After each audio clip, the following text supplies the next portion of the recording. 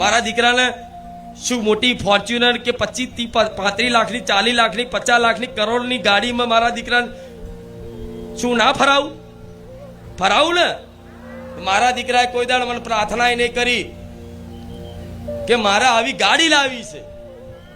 પૂછો, કોઈ દાડ નહીં, કોઈ દાડ નહીં. ઉપરથી બધા સેવકો કે માડી તમે ગાડી હારી લાવી દો ને, ગાડી લાવી દો ને.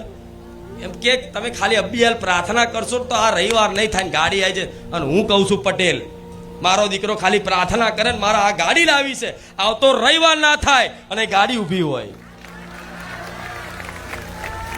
પણ એ માગતો નહીં.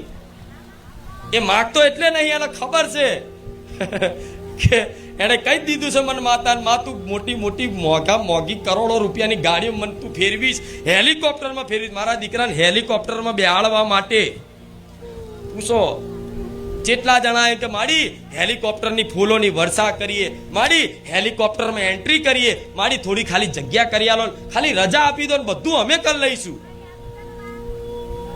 શું મારા દીકરાને હેલિકોપ્ટરમાં બેહવા મળે છે છતાંય મારો દીકરો મારી હોમું જોઈને એવું કે માડી હેલિકોપ્ટરમાં બેહાડી તું મને લલચાઈશ નહીં, ભલે તું વિમાનમાં બેહાડું પણ હું તને નહીં છોડવાનો.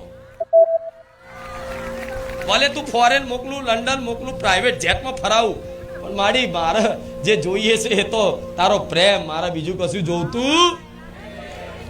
એટલે માં હાથે કરીને આવું કરે લે હેલિકોપ્ટર બેહાડું, લે વિમાનમાં બેહાડું. જો દીકરો રાજી થઈ જાય. મારા એવું નહીં કહેતી કે મારા દીકરાને ના ફરાવડાવું. એ ખાલી ઈચ્છા કરે તો એમને એ વિમાન લાઈન મેળ દો પટેલ, તો ખબર છે